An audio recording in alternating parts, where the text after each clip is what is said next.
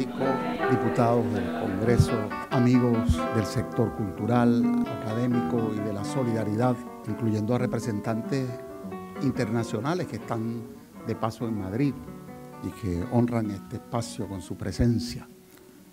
Durante las últimas semanas se ha registrado un incremento sostenido y articulado en acciones catalogadas como de desestabilización contra el gobierno y el pueblo venezolano. Injerencia presente por parte de sectores de la derecha internacional con actuación abierta del Departamento de Estado de los Estados Unidos y la Secretaría General de la Organización de Estados Americanos. También de algunos gobiernos latinoamericanos y europeos. Se ha evidenciado la utilización de la Asamblea Nacional en un planteamiento de deslegitimación al Poder Ejecutivo del país y la intensificación de la promoción de violencia callejera y campañas en los medios de difusión dentro y fuera de Venezuela para generar crispación y desprestigio del gobierno. La inmensa mayoría de la población rechaza la revisión de mecanismos de terrorismo callejero, como la colocación de alambres de acero, llamados guayas en Venezuela, para degollar motorizados, daños a entidades públicas que generan cuantiosas pérdidas para la nación. Se habla de que en Venezuela habría ocurrido un autogolpe, de que se habría disuelto la Asamblea Nacional, y esto no es cierto.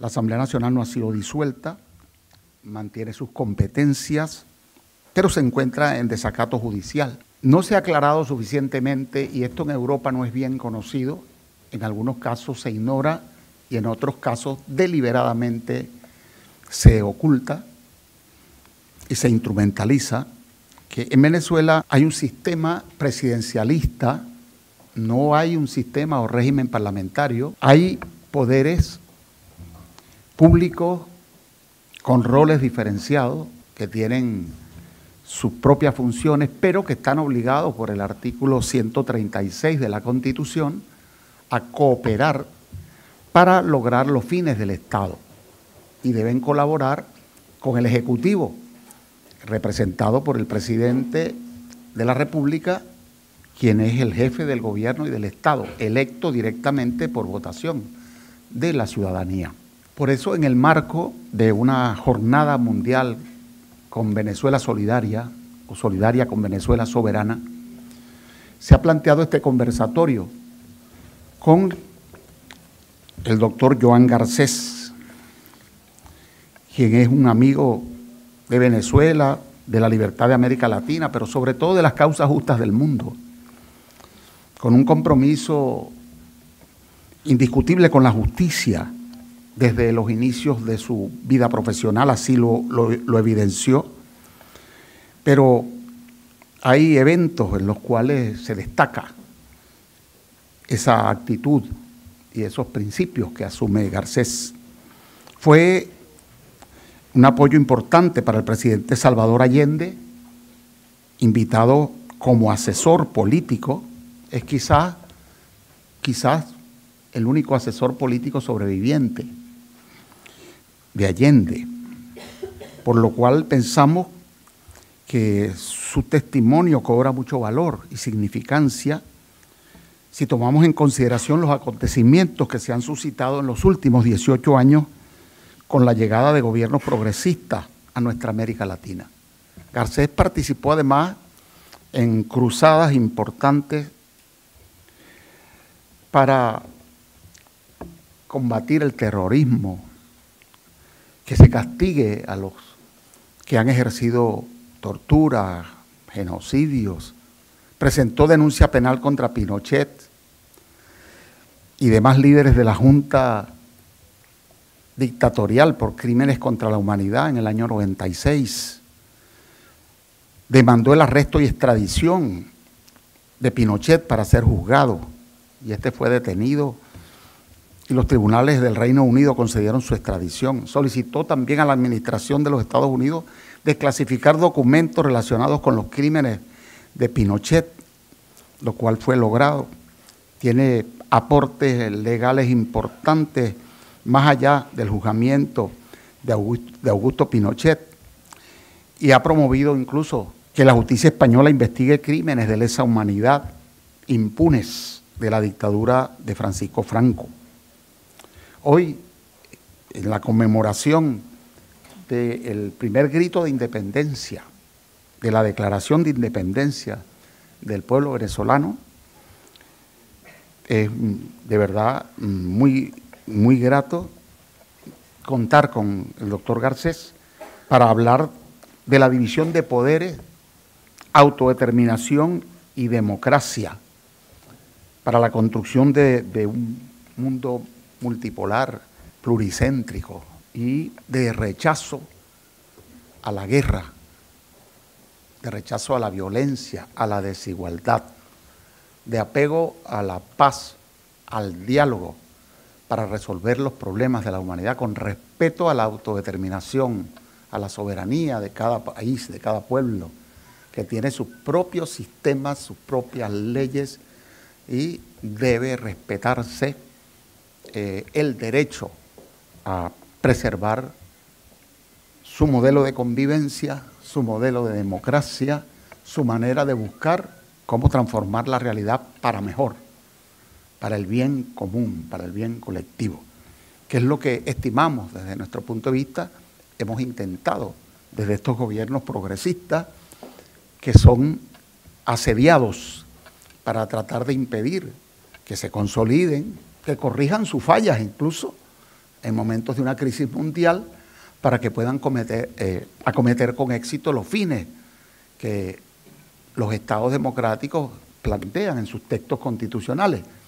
Y en este texto constitucional, precisamente aprobado en referéndum con votación universal del pueblo venezolano, se consagran estas cosas de las que hemos estado hablando, y estos valores de igualdad, de soberanía, de independencia, de justicia. Por eso, sin más preámbulos, voy a dejar con ustedes al doctor Joan Garcés para que podamos tener oportunidad después de interactuar, hacer preguntas sobre temas importantes de su exposición y seguramente de interés de actualidad. Adelanto simplemente que la información que tengo hasta ahora de que en Venezuela hay una multitud de pueblos que está en la calle pidiendo que se respete el derecho a la paz y rechazando cualquier intento de intervención extranjera en Venezuela, rechazando cualquier intento de golpe a la democracia en Venezuela. Con ustedes el doctor Joan Garcés.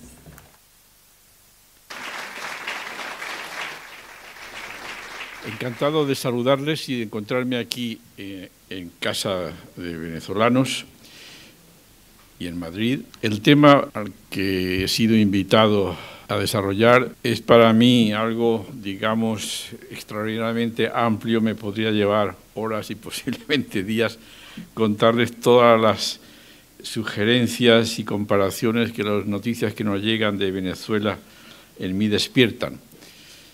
Pero obviamente no tenemos sino unos pocos minutos y voy en mi idea a enmarcar la temática que voy a desarrollar para dar la oportunidad a ustedes a hacer preguntas y responder de la forma más directa a aquello que más les interese. República Bolivariana de Venezuela lleva el nombre de Simón Bolívar.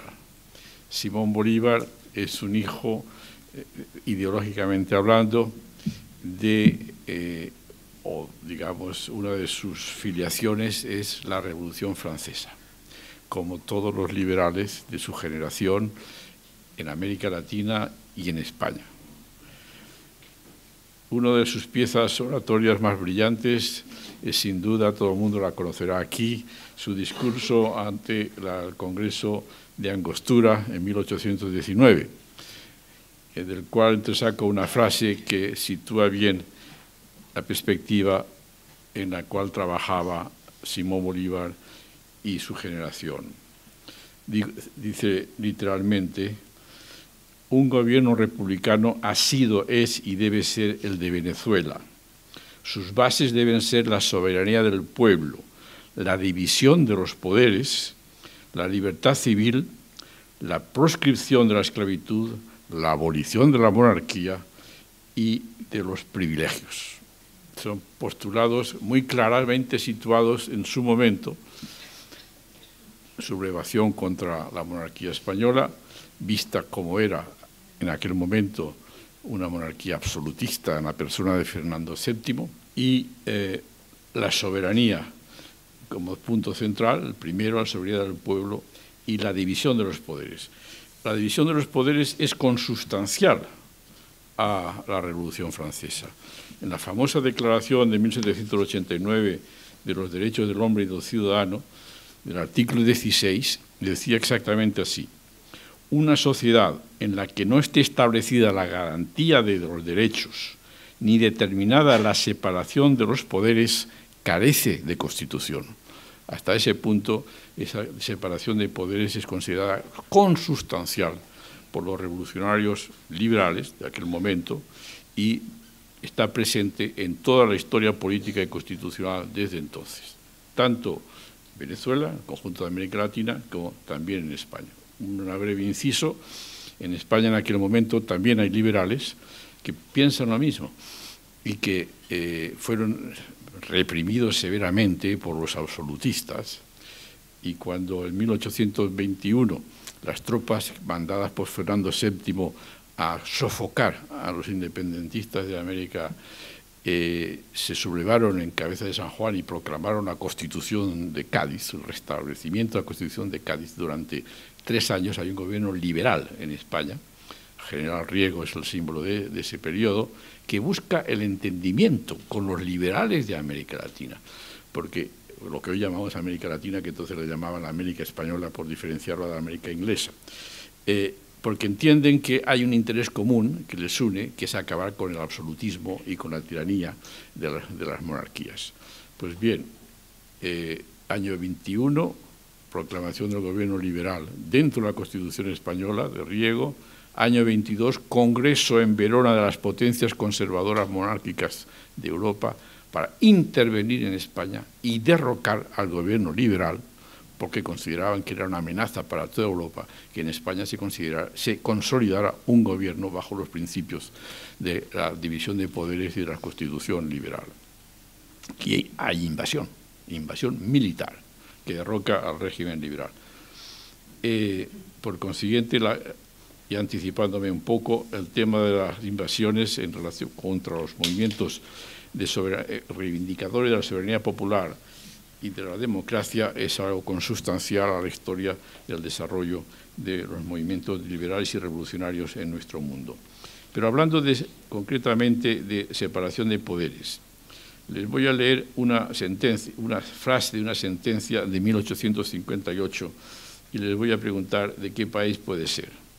Dice esa sentencia que las decisiones del Tribunal Supremo, en funciones de control constitucional, sus decisiones son la ley suprema de este país, es decir, al nivel de la propia Constitución y de los tratados internacionales. Esta es una sentencia de 1858. ¿Qué país creen ustedes que su Corte Suprema decidió que las decisiones de esa Corte Suprema eran la ley suprema del país? A ver, ¿alguna idea? Pues fue la Corte Suprema de los Estados Unidos. Y ese es el famoso caso Cooper contra Aaron, que sigue estando vigente desde entonces. Es decir, la suprema ley del país es la decisión de la Corte Suprema a ese nivel de rango. Desde 1803 en Estados Unidos, las decisiones del Congreso están sometidas a la revisión del Tribunal Supremo, ininterrumpidamente, 1803. Y en la interacción entre Ejecutivo y Legislativo, los conflictos se han dado y continúan dándose. En 1950, ya en el siglo XX, en plena guerra de Corea, el presidente de Estados Unidos, Truman, necesitaba que las fábricas de acero trabajaran para la industria de guerra de acuerdo con sus necesidades. Y se encontró con que la propiedad privada no le respondía al gobierno conforme a las urgencias militares de la guerra. ¿Y qué es lo que hizo el presidente de Estados Unidos? Requisar todas las grandes empresas de producción de acero de Estados Unidos. Entonces se planteó un conflicto que terminó en la Corte Suprema y estableció que esa requisa del Ejecutivo no era conforme a la Constitución. Y ahí terminó la requisa, pero el conflicto se desarrolló en función de la coyuntura internacional. Les voy a leer otro texto que a ver si adivinan de qué país es. Es una traducción en buen castellano. El Tribunal Constitucional podrá disponer en la sentencia o en la resolución o en actos posteriores quién ha de ejecutar la sentencia, las medidas de ejecución necesarias y, en su caso, resolver los incidentes de ejecución. Podrá declarar la nulidad de cualesquiera resoluciones que contravengan las dictadas por el Tribunal Constitucional. Podrá recabar el auxilio de cualquiera de las administraciones y poderes públicos, es decir, ordenar a los ministros y a cualquier poder público para garantizar la efectividad de las resoluciones. Requerirá a esas autoridades, instituciones y empleados que, en caso de que no cumpla lo que decida el Tribunal Constitucional, podrá imponer una multa coercitiva a las personas que no cumplan esa orden del Tribunal Constitucional de 3.000 a 30.000 euros. Multa que podrá ser renovada hasta tanto cumpla, renovada con otras cantidades similares, hasta tanto cumpla la disposición del Tribunal Constitucional. Puede acordar la suspensión de sus funciones de las autoridades o empleados públicos de la Administración responsables del incumplimiento durante el tiempo preciso para asegurar la observancia de los pronunciamientos del Tribunal. Y puede deducir oportuno testimonio de particulares para que las personas que desobedezcan esta decisión del Tribunal Constitucional sean perseguidas penalmente. ¿Alguien conoce de qué país puede ser esta disposición? España. ¿Y qué gobierno aprobó esa reforma de la Constitución? El de Mariano Rajoy. De forma que las críticas que desde aquí se hacen a las decisiones que ha tomado la Corte Suprema de Venezuela en sus funciones de control constitucional se encuentran con que aquí, en este país, esas funciones están más desarrolladas y son más severas que, hasta donde yo entiendo, y lo digo con todas las reservas, porque no he estudiado en la Constitución venezolana como la española, es el caso. Personalmente, yo estoy en contra de esta reforma constitucional del gobierno de Mariano Rajoy. Yo entiendo que comparto la reacción que tuvo el profesor Rubio Llorente, que uno de los, digamos, de los padres de la ley constitucional española, que dijo que cuando se promulgó el año 2015 esa reforma era un día negro para la democracia española y para la Constitución y para el Tribunal Constitucional español. ¿Por qué? Pues porque asume funciones ejecutivas el Tribunal Constitucional. Él toma las decisiones, él las impone, las exige en cumplimiento, sanciona, etcétera, etcétera, ¿no? Y en la Constitución española eso no está previsto. Si estuviera previsto, pues iría de otro modo, pero no está previsto. Y esta reforma constitucional ha sido aprobada en contra de la opinión de todos los restantes grupos parlamentarios y está actualmente recurrida ante el propio Tribunal Constitucional, pero está vigente.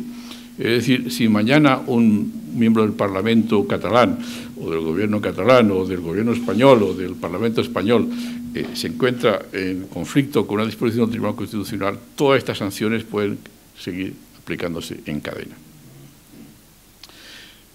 Por consiguiente, al comentar la situación constitucional en Venezuela hay que tener una perspectiva comparativa y darse cuenta de que en los países donde hay separación de poderes en función de una filosofía política y de un enraizamiento democrático, las divergencias se dan y continuarán dándose, puesto que la separación de poderes no significa que cada poder va a ir por su lado, eso sería el caos absoluto. Hay una interacción entre los poderes y en esa interacción hay momentos de crisis. Lo que importa es que los mecanismos de solución de las crisis sean operativos. Esto es lo fundamental. Porque cuando no son operativos, el resultado es el anquilosamiento y el bloqueo de la maquinaria del Estado. Y un Estado cuyas instituciones se bloquean es como un coche en marcha que de repente todo su mecanismo se para bruscamente.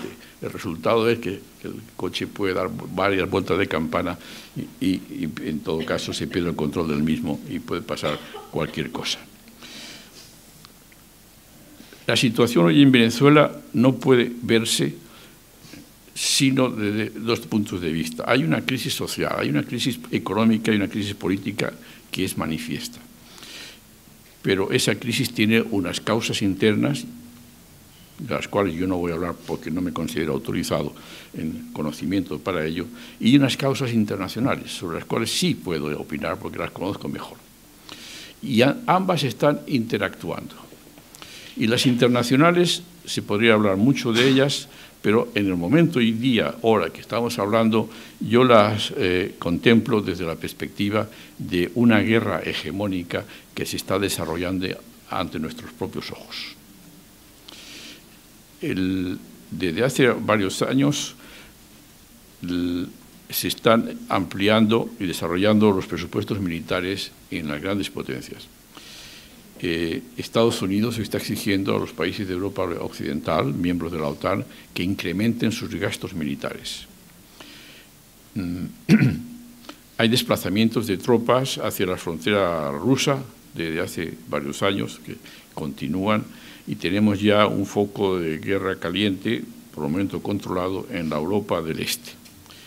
Tenemos una situación de conflicto bélico enquistado en el Medio Oriente, con presencia igualmente de las potencias. En Asia Oriental y en el Mar de la China, todos los estrategos están de acuerdo que posiblemente estamos a X tiempo de una confrontación directa entre Estados Unidos y la China, con los medios bélicos, no de la última guerra, sino de la próxima guerra, donde los instrumentos cibernéticos van a ocupar un papel central. Creo que desde su observatorio el Papa Francisco define bien esta situación. Él habla literalmente de una guerra mundial a pedacitos. Y es una visión gráfica, está desarrollándose. Y nosotros los españoles sabemos lo que eso significa. Cuando hubo una guerra en España entre 1936 y 1939, es una guerra que se desarrolla en suelo español, pero que es un choque entre potencias en suelo español, que es la primera etapa de una guerra general. Por consiguiente, esos pedacitos, en un momento dado, que están interconectados por debajo de la mesa, en un momento dado, la interconexión puede ser de forma abierta y por encima, y entonces ya es una guerra general. Y esa guerra es muy probable por una razón, porque más allá de los acuerdos y de los encuentros y de las negociaciones entre las potencias, cuando hay intereses estratégicos muy contradictorios, los acuerdos valen lo que valen los acuerdos. Todos tenemos presente la imagen, o muchos lo tenemos en todo caso, después del Acuerdo de Múnich de septiembre de 1938, en que la Gran Bretaña y Francia aceptan que Alemania anexione Checoslovaquia, ocupe Bohemia, la parte occidental de Checoslovaquia. Hay un acuerdo, que se llama el Acuerdo de Múnich, en que, contrariamente al compromiso que tenía Francia de defender la independencia de Checoslovaquia, acepta la ocupación alemana. Y Chamberlain, que era el primer ministro británico, llega a Londres mostrando el acuerdo firmado con Hitler y dice: aquí está la paz para nuestros tiempos, para nuestra generación. Eso era septiembre del 38. Un año después había una guerra abierta entre Gran Bretaña y Alemania. Otro ejemplo, el pacto Ribbentrop-Molotov, agosto de 1939, se reparten en Polonia las dos potencias. Paz. Bien. 2 años después, las tropas alemanas invaden Rusia. Otro ejemplo, año 34, un encuentro de los generales con el canciller alemán. Hay que preparar la industria y el ejército para una guerra dentro de 4 años. Y efectivamente, la guerra se desencadenó en el tiempo previsto. Es decir, el hecho de que el presidente de Estados Unidos haya recibido al presidente de China hace unos pocos días y que diga que las conversaciones han sido fantásticas, que son grandes amigos, pues valen lo que valen en la medida en que hay contradicciones estratégicas entre ambos. El drama profundo de todo esto, de este desarrollo en espiral de carácter bélico, es, en mi análisis, la lucha por las zonas de influencia. Mientras un país y una potencia con proyección internacional entienda que la prioridad de su política exterior es asegurarse una zona de influencia, significa que va a chocar con otro país que sostenga las mismas posiciones y es cuestión de tiempo que el enfrentamiento se produzca. Yo tengo muy presente el titular de la portada del New York Times el día que el presidente Franklin Roosevelt regresó de la conferencia de Yalta y se dirigió al Congreso de Estados Unidos para explicar lo que él buscaba en la conferencia de Yalta en febrero del año 1945. El titular es, a toda plana, 5 o 6 columnas las que fueran, se acabaron las zonas de influencia. Así veía Roosevelt la construcción de la paz después de los desastres, al final ya de los desastres de la Segunda Guerra Mundial. Si se quería evitar otra guerra de esa naturaleza, había que ir a la raíz, las zonas de influencia. Y de hecho, la Carta de las Naciones Unidas, que es el documento jurídico, institucional y político que mejor plasma esa visión de la paz del presidente Roosevelt, establece precisamente los postulados de independencia, de soberanía de los países y de prohibición de uso de la fuerza sin el acuerdo del Consejo de Seguridad para justamente perpetuar lo que dice el inicio de la Carta, evitar a las futuras generaciones la escoria, la plaga de la guerra que hemos vivido. Pues bien, esa no es la situación actual. Y sobre Venezuela se está concentrando este choque entre la voluntad de los venezolanos de tener el control de sus recursos naturales, que es igualmente derecho internacional aprobado por las Naciones Unidas desde los años 70, y la voluntad de otras potencias o de coaliciones de potencias de recuperar el control de esos recursos naturales. Y a eso yo agrego que uno de los termómetros que yo utilizo para saber cuán lejos estamos de una conflagración general es precisamente lo que está pasando en el conjunto de América Latina y en particular en Venezuela. ¿Por qué?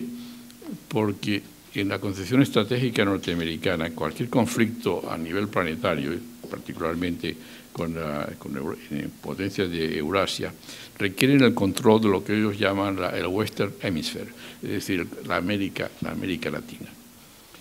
Una guerra hegemónica con potencias de Eurasia requiere que desde el punto de vista de Estados Unidos, requiere que controlen al conjunto de América Latina. Así fue en la Segunda Guerra Mundial, así fue en la Primera Guerra Mundial. Ese control no necesariamente significa que los países de América Latina tengan que aportar tropas a las acciones bélicas fuera del continente latinoamericano. El apoyo puede ser, ha sido en todo caso, de carácter económico. Por ejemplo, un país que yo conozco mejor que Venezuela, que es Chile, durante la Segunda Guerra Mundial, en que Chile fue neutral, estaba internamente dividido entre los pro-germanos y los pro-norteamericanos, los pro-nazis y los pro-liberales o pro-socialistas. El resultado fue empate y neutralidad. Pues bien, el cobre chileno fue vendido con una disminución del precio sobre el mercado internacional de un porcentaje muy elevado que le fue impuesto como contribución al esfuerzo de guerra que estaba haciendo Estados Unidos, de forma que centenares o miles de millones de dólares salieron de esa forma de Estados Unidos para sostener, perdón, de Chile para sostener el esfuerzo de guerra de Estados Unidos en la Segunda Guerra Mundial. En ese sentido, el control de los recursos de América Latina yo lo veo como pasos hacia esa posible confrontación general de los pedacitos convirtiéndose en algo más global. Y los cambios de sistema político o de regímenes políticos que se están produciendo en varios países de América Latina tienen detrás, desde este punto de vista, un impulso perfectamente lógico y comprensible.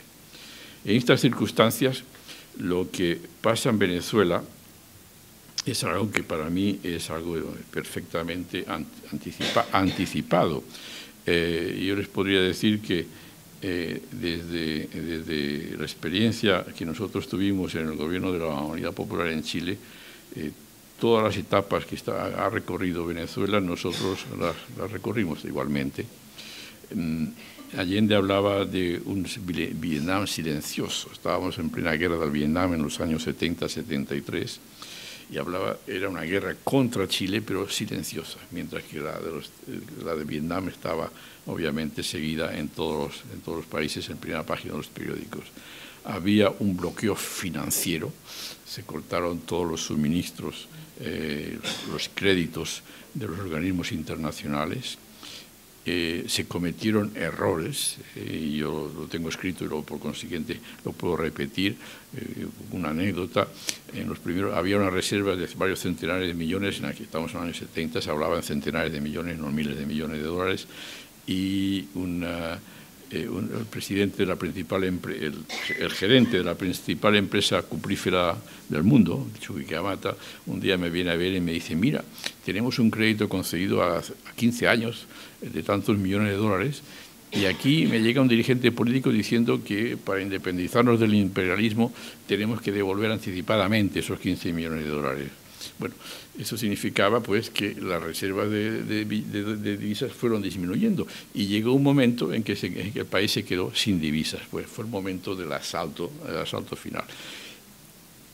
Los medios del asalto fueron los mismos que Venezuela está conociendo: campaña mediática interna e internacional para presentar cualquier incidente en un barrio, normalmente era el barrio alto de Santiago, con la policía o de estudiantes o de amas de casa, para magnificarlo como si fuera todo el país el que se estaba manifestando.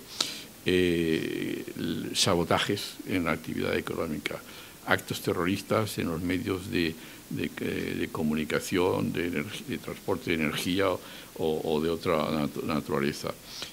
Creación de situaciones de violencia para dar la imagen de que el gobierno no controlaba el orden público y, en todo caso, para intentar forzarle a medidas de represión que a su vez alimentaran protestas en una espiral que pudiera manifestar ante el país y ante el mundo que allí se estaba desarrollando una tendencia de carácter dictatorial. Todo esto, a su vez, con una penetración hacia los medios de comunicación interior. El Mercurio estaba siendo financiado por préstamos, ni siquiera préstamos, donaciones de la CIA. La tasa de cambio, como consecuencia de esta coyuntura económica, entre el dólar oficial y la moneda nacional era muy divergente, de modo que en el mercado negro se podía vender un dólar pues por 15 o 20 o 30 veces más de lo que valía el dólar oficial, lo que significaba que para subvertir el orden público entraba dinero por parte de las agencias que estaban conspirando y subvencionaban con ese, digamos, $1 millón se convertía en $10 millones en el mercado negro. Y llega un momento en que a los conductores de camiones privados les resultaba más rentable recibir un pago de esa forma por parte de los organizadores de la huelga, que no trabajaba con el camión. Y el resultado fue una paralización del transporte en un país que no tenía en ese momento ni transporte alternativo, de ferrocarril o de otra naturaleza.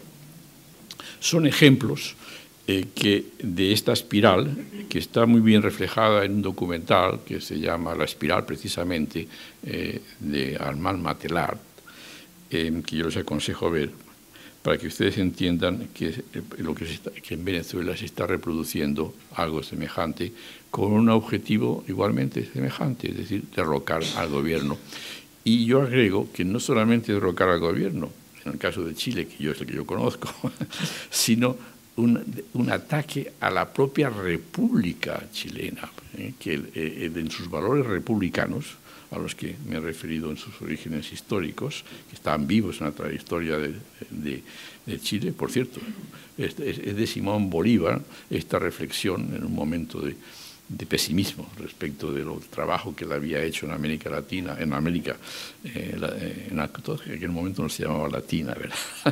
Hay un momento en que dice: el único país donde la república, los valores republicanos pueden tener un sentido en el futuro va a ser Chile. Es decir, veía desde Caracas una situación muy singular en Chile. Bueno, esta tradición republicana es real en la historia de Chile. Pues bien, la sublevación del 73 yo siempre la he descrito como una sublevación contra la República de Chile.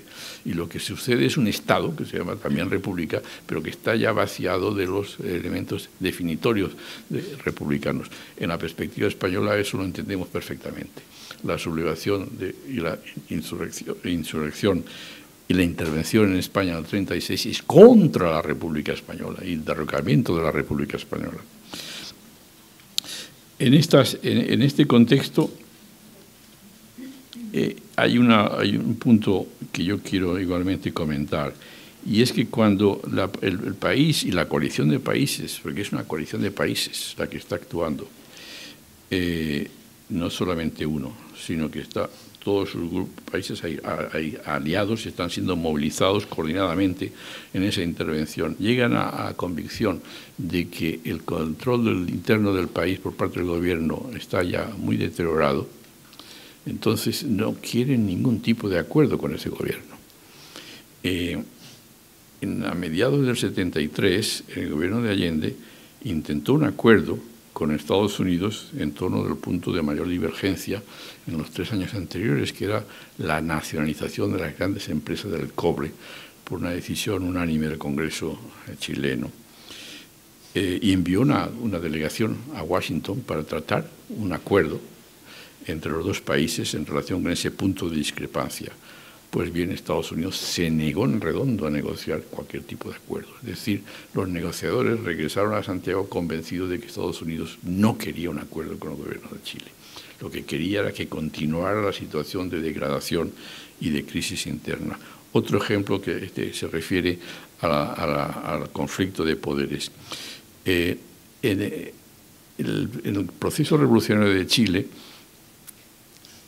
hay un momento que se parece mucho al actual de Venezuela, y es que las fuerzas populares de orientación anticapitalista o prosocialista controlan el poder ejecutivo en un régimen presidencialista, y las procapitalistas y antisocialistas controlan el Congreso, la Cámara de Diputados y el Senado.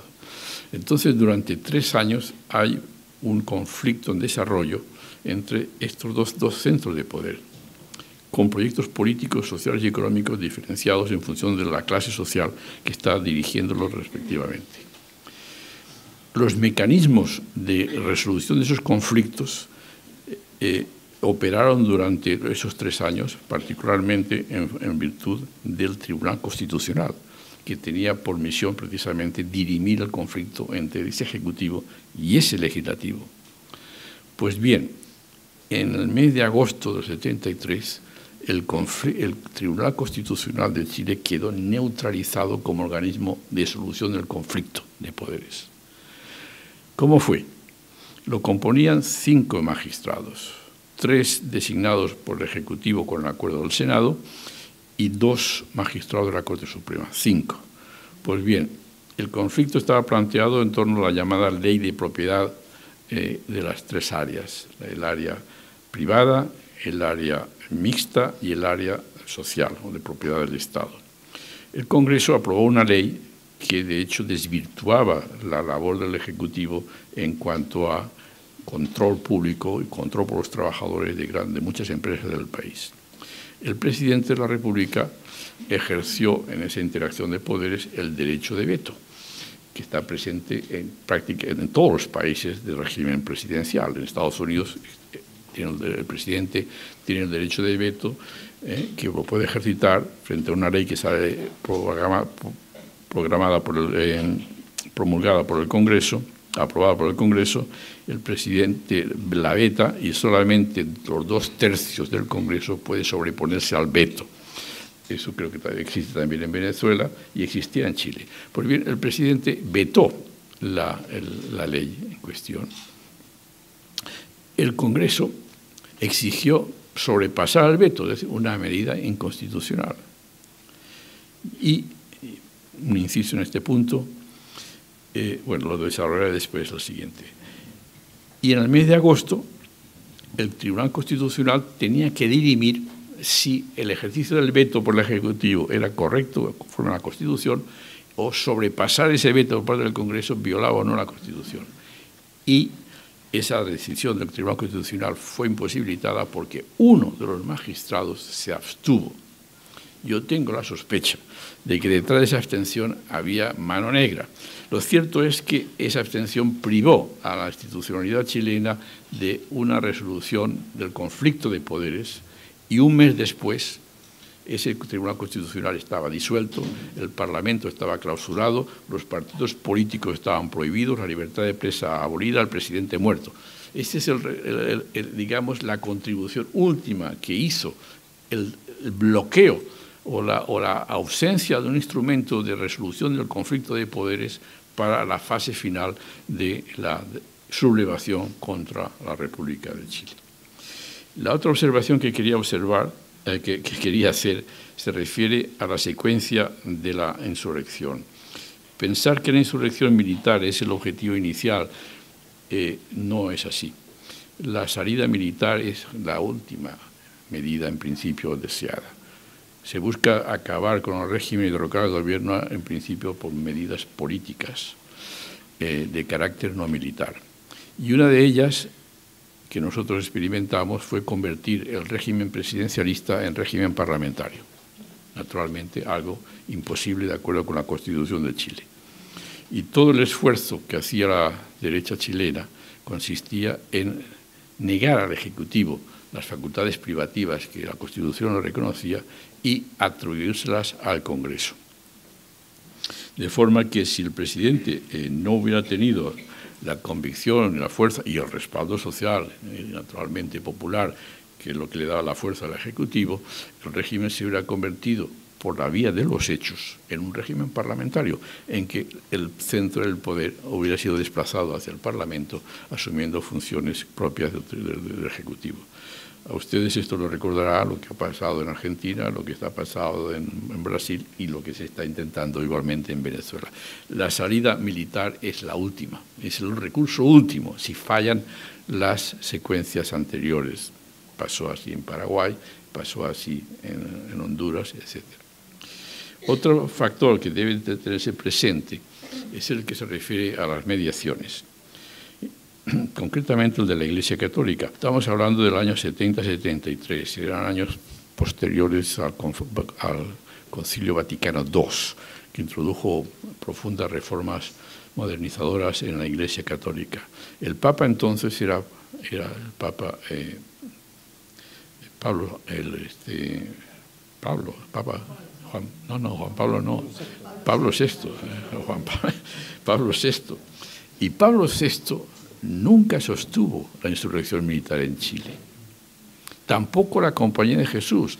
El general de la Compañía de Jesús, que era en aquel momento un español, el padre Arrupe, en plena ofensiva contra el gobierno de Salvador Allende, visitó a Allende en La Moneda 3 semanas antes. Es una manera de mostrar que la Compañía de Jesús no estaba sumada a la ofensiva contra el gobierno de Chile. Y yo sé, por un interlocutor que lo habló con Pablo VI, que Pablo VI, recibiendo las noticias que llegaban de Chile, en presencia de esta persona que me lo dijo, lamentó que no hubiera habido un acuerdo entre el gobierno de Allende y la democracia cristiana, que era la fuerza eje en el Parlamento. De forma que cuando el presidente Allende pide la mediación del cardenal de Santiago para que el diálogo con la oposición se mantenga y no se rompa, la Iglesia Católica apoyó ese diálogo, la alta jerarquía. Y sin embargo, la democracia cristiana no siguió a la jerarquía católica. Yo recuerdo una conversación, me lo dijo precisamente un padre jesuita, unas 3 semanas antes de la insurrección militar, que llegó a Santiago un dirigente de la democracia cristiana, después de hacer una gira por países europeos donde gobernaba la democracia cristiana en ese momento, entre ellos Alemania, y el mensaje que traía este dirigente chileno, nada más llegar al aeropuerto de Santiago, fue: ningún acuerdo político con el presidente, golpe militar. Es decir, en esa fase ya lo que se busca por parte de los impulsores de la espiral insurreccional es ya la solución final y nada de acuerdo ni nada de fórmulas intermedias que permitan evitar al país el drama que finalmente se produjo. La cuestión está, desde otro punto de vista, es qué hacer frente a esa espiral y esa intervención y los designios estratégicos que hay detrás. Pues bien, yo lo he escrito, una de las graves lagunas que tuvo la experiencia chilena fue que no tuvo una política de defensa conforme con la dinámica revolucionaria que había impulsado la elección del presidente Allende en 1970. Y lo que yo sí observo es que alguien en Venezuela estudió la revolución chilena y la contrarrevolución y aprendió. Y creo que en Venezuela sí que se han tomado a tiempo medidas de defensa de la revolución, que en Chile no dio tiempo de tomar, y sobre todo los dirigentes políticos no la vieron, no la intuyeron. Allende sí, pero Allende era un presidente, digamos, que respetaba a los partidos políticos de su coalición y estaba limitado por el acuerdo de los partidos políticos. Y los dirigentes de los partidos políticos chilenos no tenían la experiencia de revoluciones y contrarrevoluciones y no vieron la necesidad de dotarse de una política de defensa capaz de defender la revolución. Creo que en Venezuela, y habiendo visto las imágenes de ayer en la concentración en Caracas y escuchando lo que allí se dijo, creo que sí que han estudiado la experiencia de Chile y han sacado algunas conclusiones. Bueno, voy a interrumpir aquí mi reflexión para dar ocasión a responder a las preguntas de estos temas o de otros que puedan interesar a los presentes. Gracias. Ese evento del derrocamiento de Salvador Allende nos marcó a muchos de nosotros y tan importante ver la similitud, procesos que apuntan a evitar las transformaciones en pueblos latinoamericanos, dejar de ser dependientes, labrar su propio destino soberanamente. Y eso plantea con toda seguridad, nos planteó muchas reflexiones importantísimas. Yo recuerdo que el presidente Chávez en una oportunidad me decía, en una visita que le hice a la cárcel, cuando estaba preso, me dijo que parecía como imposible que hubiese procesos de transformación en paz. Más adelante él se convenció de participar y participó con éxito, ganó las elecciones en Venezuela repetidas veces, pero luego hemos visto como ese intento ha tenido los mismos enemigos que tuvo en Chile, ¿no? Y con mecanismos parecidos. Por eso era a nuestro juicio tan importante que el doctor Garcés pudiera plantear el tema y no uno de nosotros, que obviamente en mi caso particular como embajador seguramente pudiera verse como la obligación de defender un punto de vista, pero más allá del tema, de la función que cumplimos, están las convicciones que como ciudadanos de países como los nuestros tenemos.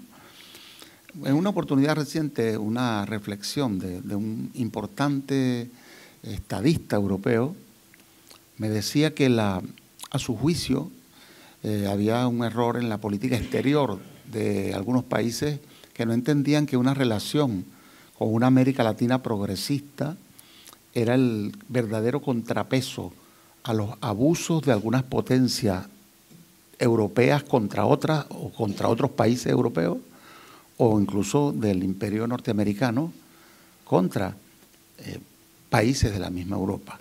Así que una relación con esa América Latina progresista era la mejor garantía de estabilidad y contrapeso, de equilibrio en la nueva geopolítica y geoeconómica que se estaba gestando. Y estas reflexiones del doctor Garcés nos traen a nuestra mente esa conversación. No voy a decir el nombre del estadista porque quizás si estuviese presente le pediría permiso para hacerlo, ¿no? Pero creo que esa afirmación tiene para mí, ha tenido mucho peso en el pensar cómo las fuerzas hegemónicas conducen probablemente equivocadamente a muchos países a participar en conjuras que pueden terminar como conclusión en una gran conflagración y en destrucción de buena parte de la humanidad.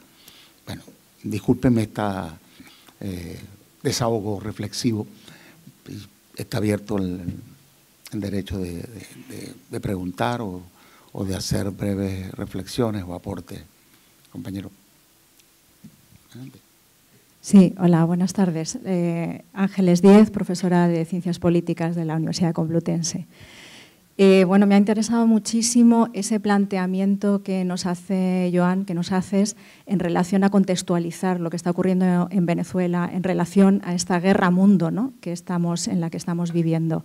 Y esa necesidad de recuperar una zona de influencia que estos últimos años había perdido Estados Unidos, y precisamente para poder hacer una previsión, ¿no?, de una guerra futura en otra área geográfica, ¿no?, donde se está preparando. La pregunta que te quería hacer es en relación a este país, a nuestro país. Es decir, ¿qué papel crees tú que juega España en esta recuperación de América Latina como zona de influencia al servicio de los intereses estadounidenses? Mohamed Meravet, de Plataforma de Solidaridad con los Pueblos del Mediterráneo. Mi pregunta es acerca de la reflexión que ha hecho el compañero sobre la experiencia chilena, ¿no? El papel, por ejemplo, de China en ese momento, ¿cómo ha sido en esa experiencia? Y también lo que ha señalado que el imperialismo, cuando ve una situación social degradada, rechaza el diálogo. Y eso nos lleva a otras experiencias históricas, por ejemplo, Irak, Siria y Libia. El imperialismo ahí ha llevado la tensión hasta las últimas consecuencias, y cuando hubo voluntad de resolver los conflictos desde el diálogo democrático, hicieron todo lo posible para fracasar esos intentos, ¿no? Y es un ejemplo a tomar, porque Venezuela ahora podemos considerar que es el pez gordo de esos procesos progresistas y también de esos flujos revolucionarios que hay en Latinoamérica. Entonces, ahí está el objetivo, ¿no? Y entonces, lo que has señalado es cierto también. Cuando Chile ha fracasado, era para desmantelar el modelo republicano en Chile, ¿no? Y eso es lo que ha pasado en Irak, en Siria y en Libia. No solo han derrocado, como llaman, el régimen, sino han desmantelado un modelo republicano, a pesar de que puede tener sus defectos y tal, pero era un modelo único republicano en el mundo árabe. Gracias. Buenas tardes, yo soy Javier Taugui Ortega, vengo a título personal, aunque yo milito en una organización, desde luego. Y mi pregunta sería la siguiente. ¿Se oye bien esto? Sí. Bueno, vamos a ver. Como vemos el paralelismo entre Chile y Venezuela, ¿no? Y sabiendo cómo acabó Chile, aparte de cómo se concretan esas medidas que dice usted de defensa que sí está tomando Venezuela, que no sé cuáles son exactamente, y qué otras medidas tendría que tomar Venezuela en estos momentos para que realmente, a favor, por ejemplo, de la clase trabajadora, para que realmente sí defendieran esa república. Porque en el ejemplo de España, en la guerra civil, si usted lo sabe perfectamente, a partir del año 38 ya los trabajadores veían que no estaban defendiendo cuáles eran los intereses revolucionarios del pueblo español. Entonces, ¿qué concretar las medidas de defensa que se están tomando y qué otras medidas para beneficiar a la clase trabajadora para que realmente puedan defender esa república y esa revolución? Yo soy Enrique Borcel, presidente del Observatorio Hispano-Argentino en Madrid. Y es una pregunta corta. En realidad, con todo lo que estamos viendo en los últimos 10, 20, 30, 40 o 50 años, da la impresión de que esto está dirigido por un Estado mayor financiero, mediático y evidentemente con apoyo militar y con apoyo en cada país colonizado, adentro, con sus autoridades títeres y por supuesto con una adhesión de sectores de la población, tanto en Venezuela como en Chile, como en Argentina, como en Nicaragua, como en todos estos países, que evidentemente han colonizado sus subjetividades por medio del imperio mediático. Pero ese Estado Mayor, uno podría decir en qué lugar funciona, cómo funciona, aunque vemos todas las consecuencias. Esa es la pregunta. Sí, buenas tardes, doctor Garcés. Bueno, mi nombre es José Torres, me presento como internacionalista. A la pregunta que se le ha hecho antes sobre qué papel tiene China, la influencia de China, yo le pediría también que sumara la de Rusia. Es decir, el papel de Rusia y China que como contención del imperialismo norteamericano en Venezuela y hasta qué punto estos países van a apostar porque no se desestabilice el país y la revolución bolivariana. Las preguntas son muy pertinentes y nos daría para algunas charlas más. Por la enjundia que tienen, voy a intentar seguir un cierto orden. España. Enlace con la última pregunta o la penúltima.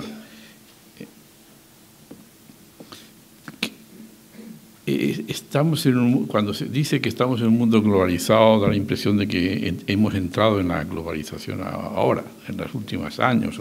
No, la globalización existe en relación con América desde el siglo XVI. Y desde luego, cuando se produce el fenómeno revolucionario de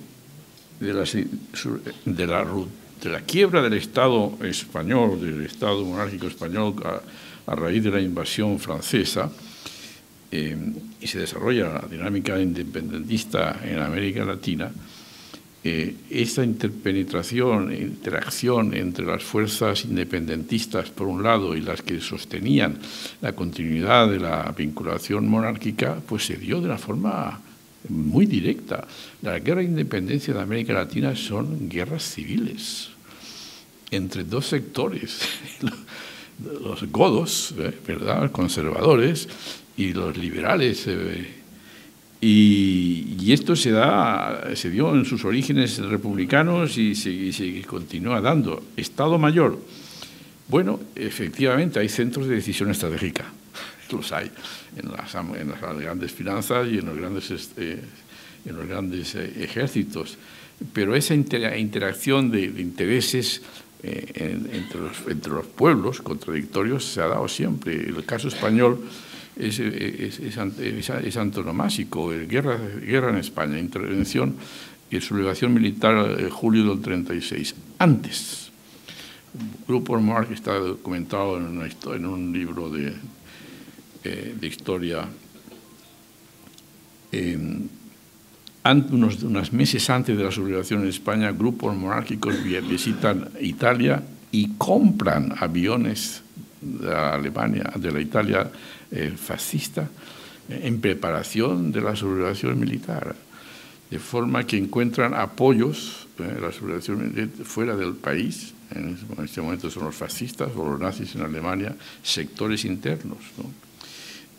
Y cuando la Sociedad de Naciones, el gobierno legítimo de España, pide que cese la intervención extranjera, pues tienen ustedes que saber que todos los países de América Latina representados en la Sociedad de Naciones, encabezados por Chile y Agustín Edwards en particular, fueron favorables a ahogar a la República Española. Solamente 2 países se enfrentaron a esa tendencia: el México de Lázaro Cárdenas y Colombia del doctor Santos Pumarejo.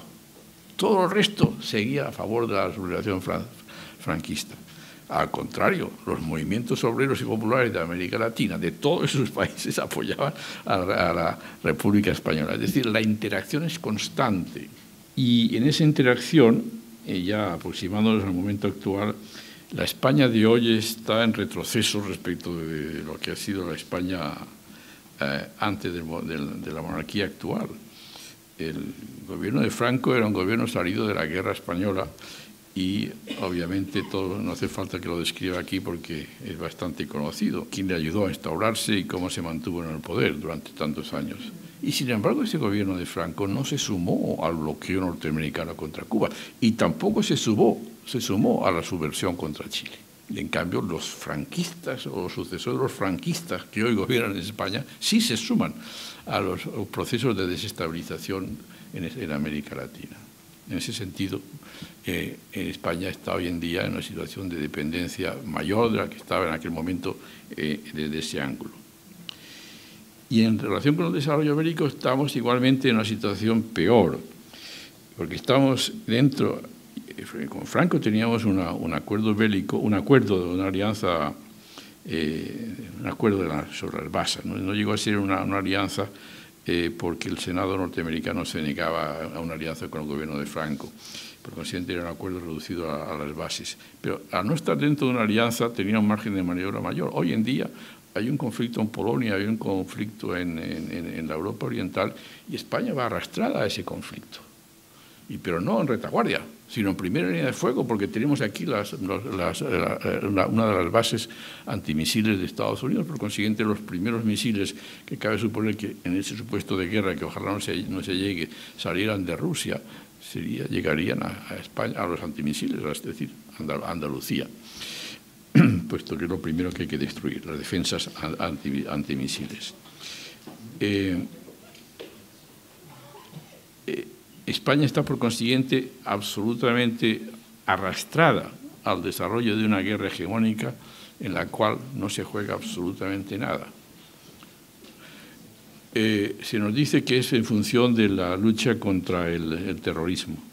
Bueno, el terrorismo es algo que ha existido siempre, en unas dimensiones más reducidas y menos generalizadas, en función precisamente de que la situación del Medio Oriente, que tal como se está desarrollando, está estimulando el terrorismo. Si uno compara la situación del mundo hoy con la que existía antes de la invasión de Irak, hay una enorme diferencia. No se puede ignorar la incidencia que ha tenido en el desarrollo de las formas terroristas de lucha en la invasión de Afganistán primero y la invasión de Irak después.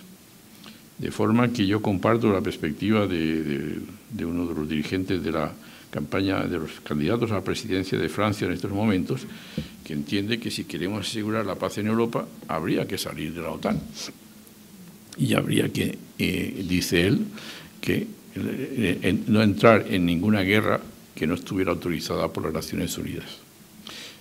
Es lo que dice la ley internacional y es lo que dice el sentido común. Sin embargo, España no está en estos momentos en esa situación y ojalá no tengamos que lamentarlo. La situación de China y Rusia en relación con Chile es muy sencilla de explicar. Chile fue el primer país de América Latina continental. Y el primer país desde Alaska y Canadá hasta la Tierra del Fuego, el gobierno de Allende fue el primero en reconocer a la China popular. Cuba lo había reconocido antes, pero es una isla. En la Europa, en la América continental, Chile fue el primero. Sin embargo, China, a diferencia de Rusia, inmediatamente reconoció el golpe militar. Tuvo magníficas relaciones con el gobierno de Pinochet. ¿Cuál es la explicación de eso? Que en esos momentos, estamos hablando del año 70, 73, 74, 76, China estaba enfrentada con Rusia. Y allí donde estaba Rusia, estaba China en posición contraria, y viceversa. Por consiguiente, en la medida en que Rusia apoyó el proceso revolucionario en Chile, mientras Allende estuvo en el poder, China tuvo magníficas relaciones con el gobierno de Allende. Pero derrocado Allende las mantuvo con quien lo derrocó. Esa fue la realidad china de aquellos momentos. Y en cuanto a la política rusa, pues, para decirlo de una forma muy breve, ha sido propia, rusa no soviética, la pregunta era la Unión Soviética, ha sido una tendencia histórica de la Unión Soviética a apoyar de forma material, inclusive armada, procesos revolucionarios solamente en sus fronteras. El caso de Cuba es la única excepción. Y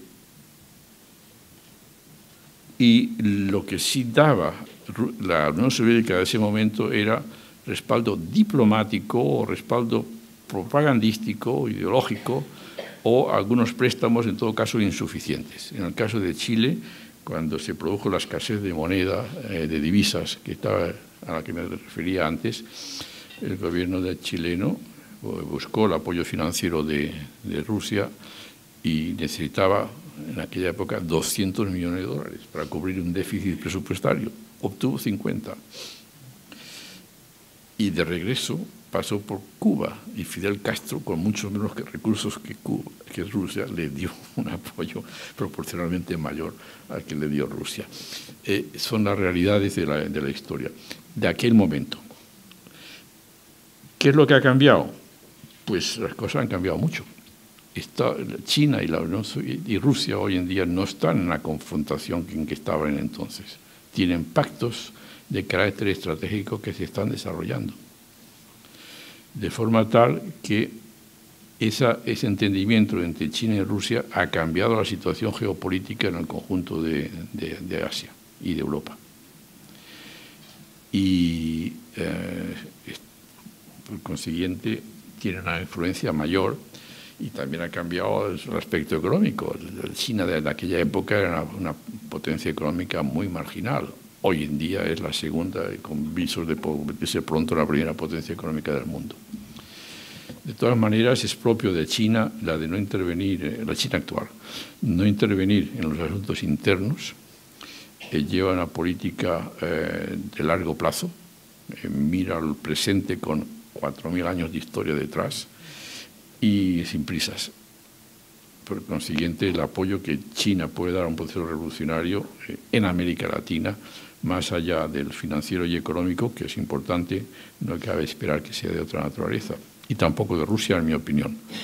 Si hay una intervención armada, que ojalá no la haya, pero que puede darse en Venezuela, yo no veo a Rusia desplazando ninguna unidad militar hacia América Latina. Es mi análisis, ¿no? Lo que se ha dicho en relación con Irak, Libia y Siria es cierto. Es decir, hay unos gobiernos de carácter secularizante en el Medio Oriente desde los años 60, 70, 80. El partido Baas en particular. Pues bien, en Afganistán hubo otro gobierno de carácter secularizante. La política norteamericana en el Medio Oriente sistemáticamente ha contribuido a destruir a los gobiernos secularizantes en el mundo árabe. y concretamente en el caso de Afganistán lo hizo apoyando a los talibanes, es decir, al extremismo religioso islámico. De modo tal que, en cierto modo, hoy estamos sufriendo las consecuencias de esa destrucción del Islam secularizante y su sustitución por una concepción religiosa radical y fanática. Y con esto no estoy criticando y con esto quiero agregar que otro de los problemas que tenemos es ya de carácter más propio de los intelectuales, es la responsabilidad de quienes vienen difundiendo un conflicto de civilizaciones y concretamente un conflicto de religiones. Esta gente, algunos de ellos con mucho prestigio y bien situados, están haciendo un flaco servicio a la humanidad. Y algunos de ellos merecieran la suerte que tuvo Rosenberg, uno de los ideólogos de la supremacía racial que fue juzgado en Nuremberg, por su contribución precisamente al enfrentamiento y a la guerra mundial. Pensar que el futuro pasa por un conflicto entre religiones y entre civilizaciones es precisamente alimentar ese conflicto, cuando lo que hay que hacer es evitarlo en función de valores comunes a la humanidad. Y en ese sentido estamos pagando las consecuencias de esas concepciones estratégicas. Lo malo es que quienes las impulsaron y las decidieron están al margen del debate, y quienes lo sufren son los pueblos en la forma de atentados, en la forma de ir al aeropuerto y tener que subir al avión con todos los cacheos y todo lo demás. Todo el mundo estamos sufriendo las consecuencias de esas decisiones estratégicas. La política de defensa. Bueno, yo he hablado de lo que tuve responsabilidades y que conozco. Y aquí hay un libro en el que está resumido lo que acabo de decidir con fechas y nombres.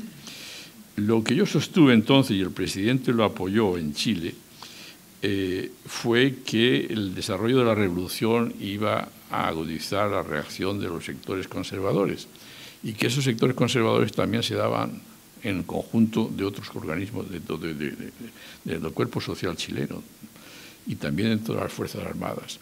Por consiguiente, había que articular desde el primer momento una defensa en que los sectores, allí se les llamaba constitucionalistas, defensores del Estado de Derecho y de la legalidad republicana dentro de las Fuerzas Armadas, pudieran articularse con los sectores organizados del pueblo, de modo que disuadieran aventuras golpistas y, si éstas se producían, las pudieran sofocar. Esta era mi posición, la hizo propio el presidente en un discurso que pronunció en Punta Arenas en el mes de diciembre, creo que fue diciembre o enero, más bien enero, del año 71, está ahí publicada. Lamentablemente ningún partido político comprendió esa necesidad. ¿Por qué? Porque la historia cada uno de nosotros lleva dentro de la historia de su país y su propia memoria. Y en la memoria del pueblo chileno del año 70, 73 no había conciencia de lo que era una contrarrevolución, ¿no? Por consiguiente pensaban que eso no se produciría nunca en el país. Y cuando se produjo, el resultado fue que un simple, digamos, vuelta de posición de 3, 4 personas con posiciones de mando dejaron al gobierno totalmente indefenso y al pueblo a merced y a disposición de las masacres y de las torturas generalizadas que siguieron. Y en mi opinión, en Venezuela esa situación no se ha dado, la previsión se ha anticipado a los hechos, y creo que existe un factor de disuasión a los golpes de Estado que está operativo. Y ojalá esa disuasión sea bastante. Bueno, es un resumen de... Si alguna pregunta quieren que la desarrolle, con mucho gusto. Hola, buenas tardes. Soy Aldo González, soy chileno, tengo 70 años. Hemos vivido una parte de nuestras vidas paralelas. Joan, español que va a Chile y se acerca al gobierno de Salvador Allende, y yo, que era bastante más joven que hoy en día, pues que era un estudiante de la Universidad Católica de Chile. Y entonces hay cosas que diferencian a los dos procesos. Y así abuelo de pájaro, ¿qué podía decir? Quien tenemos al embajador de Venezuela, que es representante de su presidente, y resulta que en esta asamblea hay militares aquí, son, con todo mi respeto, militares del ejército, los ejércitos de Venezuela. Eso en Chile, tú lo sabes, Joan, es imposible. Imposible. O sea, jamás ni un suboficial se pringó con los proyectos de la Unidad Popular. Entonces, ¿qué pasó? Al país lo sembraron de clavos doblados para poder cerrar las carreteras. El país absolutamente sin alimento, sin medicina, el comercio cerrado, y así la parte final definitiva lograron doblarle la mano al presidente de Chile, que era Salvador Allende, y provocaron el proceso de que el pueblo se tuviera que levantar porque, bueno, las necesidades básicas no estaban cubiertas. Los militares estaban en una posición expectante y lo que se logró al final, liderado por Pinochet, que la verdad no sé cómo se generó su liderato, y todas las barbaridades que hizo después, todos los crímenes que hicieron las Fuerzas Armadas de Chile son terribles, hasta el día de hoy no están investigadas a fondo. Hay gente que está en la profundidad del Pacífico, hay gente que fue quemada, hay gente que se perdió en el desierto del norte y otros murieron en las nieves. Nunca la justicia ha llegado a Chile, hasta el día de hoy. Eso no ha ocurrido. El proceso se abortó, y se abortó transformando completamente el país, lanzándolo hacia el capitalismo más feroz. En Venezuela eso no ha sucedido. Y la pregunta es, vosotros como venezolanos, ¿podéis visualizar cuáles son las características de Venezuela que todavía sostienen el gobierno y las ideas del comandante Chávez? Buenas tardes, soy Musem Bilal, corresponsal de la prensa siria en España. Mi palabra es, a lo largo de la historia siempre hemos visto el terrorismo internacional, el terrorismo global, para no decir 100%, por lo menos tiene 99,99 de firma y huella americana. Lo último que han visto en mi zona, en Siria e Irak, lo que se llama la primavera árabe, lo que es realmente infierno árabe. Es una guerra terrorista, yihadista global, fabricada por Estados Unidos y unos mercenarios en Arabia Saudí, Turquía y Qatar. Mi pregunta es, Estados Unidos, el imperialismo americano, ¿puede estallar este infierno en América Latina, especialmente en Venezuela? Como Venezuela siempre, en la época del gran señor Chávez, lo que nosotros en Siria lo tenemos en nuestro corazón, porque siempre el gran líder Chávez ayudaba al pueblo sirio. Y ahora mismo también el pueblo venezolano ayuda al pueblo sirio, para no decir ayudando al gobierno sirio. Los americanos con los mercenarios europeos pueden conseguir estallar el infierno en América Latina. Muchas gracias. Sí, buenas tardes, mi nombre es Jorge Sanuy, trabajador de CBS Internacional. Muchas gracias por la ponencia, doctor García. En ese mismo orden de ideas del compañero de Siria, quería preguntarle, siendo Venezuela miembro de pleno derecho y ganada a pulso del Consejo de Seguridad de la ONU, y citando su ejemplo de cómo fuerzas sublevadas italianas y nazis fueron capaces de bombardear España, en concreto Guernica, con tantísimos aviones en el 37, si considera factible que existe un intervencionismo concreto de algún país y en caso de que sea positivo, ¿qué países serían los que piensa que podrían intervenir en Venezuela? Buenas noches, muchas gracias por la ponencia. Hay un historiador, Cosworth, quizá usted lo ubica, que hace una investigación sobre los sectores sociales que estuvieron atrás del golpe, no tanto apoyando el golpe, pero en un momento de desestabilización social y política fuerte que vivía Chile, pues más o menos en porcentajes de un 60% de la población no apoyaba, pero estaba atrás de la posibilidad de que pues caiga el gobierno de la UP. ¿Usted haría una comparación, se podría hablar de alguna comparación de qué ocurre, no solamente grupos sociales importantes, incluso grupos indígenas en ese tiempo? ¿Qué pasaría hoy para poder no permitir que otra historia similar nos ocurra? ¿sí? No solamente las élites tradicionales, no solamente la derecha estuvo atrás apoyando ese golpe, ¿no? Hubo sectores sociales que literalmente le dieron la espalda al gobierno de Allende y que permitieron que el gobierno de la OPEC caiga de la manera que cayó, ¿no? Gracias. La Plataforma Bolivariana de Solidaridad con Venezuela denunciamos el recurso permanente de la derecha venezolana a la violencia con fines políticos golpistas. Esto la deja en situación de absoluta ilegitimidad moral y política frente al pueblo venezolano, por mucho que el frente mediático intente demostrar lo contrario. Madrid, a 19 de abril de 2017. Plataforma Bolivariana de Solidaridad con Venezuela de Madrid. ¡Viva Chávez! ¡Chávez vive! ¡La lucha sigue! ¡Viva la Revolución Bolivariana! Aló. Muchas gracias a los compañeros de la Plataforma Bolivariana de Solidaridad. Haremos llegar ese comunicado al país. Muchas gracias. Bueno, yo quisiera en estas palabras indicar que el ser realista no significa ser pesimista.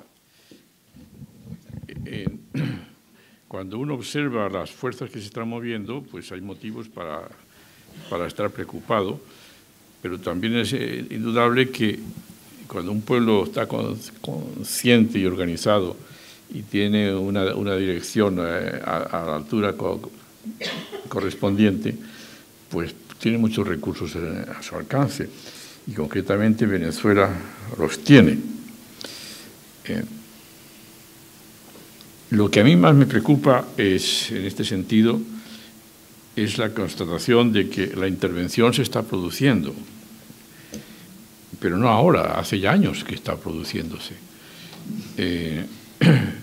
Las elecciones que han sido mencionadas antes, desde 1998 y 99, han sido sistemáticamente criticadas por quienes las perdían, ¿no?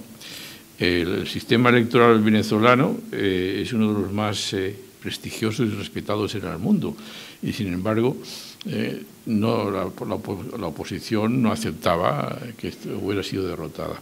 Solamente en la medida en que la victoria electoral les estaba garantizada o confirmada, respetaban ese sistema electoral. Es una realidad.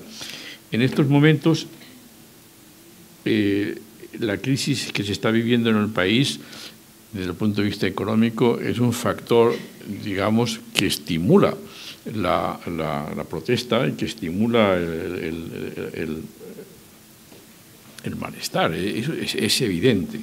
Entonces, la primera tarea de los dirigentes y de las organizaciones populares es, obviamente, encontrar la manera de controlar la situación económica y encauzarla. Pero yo agrego inmediatamente después, cuando leo en la prensa que los niveles de inflación son altos, que en los años 80 en Venezuela, en Bolivia y en Argentina, la inflación superó el 3000%, y no por ello había intentos golpistas o estímulos de insurrecciones militares desde el extranjero. Y los bolivianos y los argentinos superaron esa etapa de hiperinflación, ¿no? La inflación tiene unas causas determinadas, hay que atacarlas en sus orígenes, pero no por ello debe ser el pretexto para destruir la convivencia en el país y el sistema institucional. El otro día, aquí en esta misma sala, yo escuché al profesor Escarré indicar la importancia que ellos concedían en su desarrollo constitucional a que Venezuela se dotara de instituciones que trascendieran más allá de la persona y de los individuos que ocupaban esas funciones y esas responsabilidades. Yo creo que eso es uno de los grandes logros de los países que han tenido sistemas políticos consolidados, que las instituciones se han afirmado y están operativas. En Chile, Chile las tenía y fueron destruidas. Venezuela se ha dotado de unas instituciones. Lo que hay que hacer es que esas instituciones funcionen y que se desarrollen, no ser destruidas, ¿no?, de una forma deliberada. Mientras el sistema democrático esté funcionando como está funcionando, hay pluralidad de partidos, hay pluralidad informativa, que no satisface a todo el mundo, pues eso no hay ningún país en el mundo que quede satisfecho. En Estados Unidos, por ejemplo, en el año 2002 hubo una elección en que en unos determinados distritos de Florida se dilucidaba quién iba a ser el presidente, si Bush hijo o el que había sido vicepresidente de Clinton,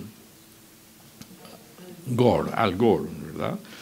Y bien, pues todavía hay mucha gente convencida de que hubo manipulación de votos en Florida y el problema se resolvió en la Corte Suprema, en funciones de control jurisdiccional. Y por un voto se decidió en la Corte Suprema que el presidente debía ser Bush, ¿no? Es decir, los conflictos institucionales, los conflictos electorales son consustanciales a la vida política misma. El problema está en que en Estados Unidos no hubo ninguna potencia en ese momento exterior a Estados Unidos que en el año 2002 dijera que iba a atacar mediáticamente o digamos económicamente y menos militarmente a Estados Unidos si el presidente era Bush en vez de Al Gore, mientras que en el caso de Venezuela y de otros países de América Latina desde fuera se está diciendo quién tiene que ser el presidente y quién tiene que ser eso es contrario a la ley internacional, concretamente a la Carta de las Naciones Unidas, y tienen toda razón los venezolanos y cualquier otro pueblo a negarse a ese tipo de intervenciones. Pero se dan y están ahí. Entonces lo que hay que hacer es tener conciencia de ello y organizarse para evitar la intervención en sus manifestaciones más agudas y más críticas y si se produce, saberla enfrentar, porque la alternativa ¿cuál es? Cuando uno tiene frente a un gobierno que es débil o que no tiene respaldo popular, el derrocarlo es relativamente fácil primero y las consecuencias no suelen ser, digamos, muy trágicas desde el punto de vista de la duración en el tiempo y de la intensidad de la tragedia. Pero cuando un pueblo está organizado y tiene conciencia de que hay una revolución en desarrollo, el derrocamiento de los mecanismos republicanos y democráticos de ese pueblo no es un simple cambio de gobierno, sino que la propia exigencia de una dinámica revolucionaria y conciencia de organización de ese pueblo requiere que el cambio sea acompañado de una represión tremenda, masiva y feroz, que es lo que se produjo en España, por ejemplo, después de la guerra del 36-39, en que durante 40 años y todavía ahora los republicanos están siendo marginados y discriminados, de otra forma, naturalmente, de lo que fueron durante la dictadura y de lo que se produjo en Chile. Entonces, vista la situación en Venezuela, donde hay una organización popular y una organización con una conciencia revolucionaria y además armada, pues una alternativa, digamos, insurreccional por la fuerza al sistema actual conllevaría, en mi análisis, unas consecuencias de un nivel de tragedia sin punto de comparación con lo que ha pasado con el cambio de gobierno en Paraguay, o en Brasil o en Argentina, sino que habría que más bien compararlo con lo que pasó en Chile, efectivamente, o con lo que pasó en España después del derrocamiento de la República. De ahí que hay que tener claridad al respecto y, en mi opinión, lo que hay que buscar es identificar las causas de la situación económica y social que están alimentando el malestar, a enfrentarlas con la celeridad y mayor posible, encontrar respaldos internacionales que a eso ayuden, y hoy en día la situación internacional es mucho mejor en ese sentido que lo que era en los años 70, y sobre todo mantener internamente en el país los canales de diálogo siempre abiertos. Aunque la oposición diga que no quiere dialogar, bien, es su responsabilidad, pero el gobierno debe mantener la puerta abierta siempre al diálogo. Y eso sí, tener bien claro que los desórdenes públicos y la alteración de la legalidad tienen que ser enfrentadas sin contemplaciones, porque justamente los desórdenes y el caos es uno de los instrumentos de que se sirven para desestabilizar el país. Un Estado es un poco como un organismo humano. Los médicos y los científicos hablan de la homeostasis, es decir, cuando una parte del organismo empieza a fallar, pues hay una reacción para estabilizar el organismo por parte de otros órganos. Pues la subversión en Venezuela lo que busca es evitar la homeostasis, es decir, hay una crisis que afecta a determinados sectores e instituciones y lo que tratan de impedir es que se estabilice la situación y que recupere el funcionamiento orgánico natural del Estado. Bueno, en la medida que esto está articulado con la política internacional, la paz de Venezuela es la paz en América Latina, y la paz en América Latina es una contribución a la paz internacional. Y con eso me refiero a una de las preguntas, y que enlazo con lo que decía antes, una guerra generalizada, una guerra hegemónica entre potencias, en la medida en que América Latina no esté sumada a una de esas potencias, es un factor de disuasión y por consiguiente es un factor de paz. Una pregunta del compatriota de la Patria Grande, de chileno Aldo González. Él decía que cuáles eran las características de Venezuela que todavía sostienen al gobierno. Yo creo que el doctor Garcés mencionó parte de ello cuando señalaba que él había recomendado al presidente Allende articular a los sectores del pueblo organizado con los sectores institucionalistas, constitucionalistas, vale decir incluso la Fuerza Armada. En Venezuela se produce históricamente una integración, el Ejército Libertador surge en un proceso donde Bolívar logra al final la integración de capas de la población que incluso al principio estaban opuestas al Ejército Patriota, que los comandaba Boves, ¿no? Y la extracción de clase de la Fuerza Armada bolivariana es distinta al caso chileno y de otros países, o el proceso de formación de esos ejércitos, ¿no? Pero fundamentalmente podríamos apuntar algunos factores. Hay un nivel de concienciación mucho mayor que hace 40 años en la población en general.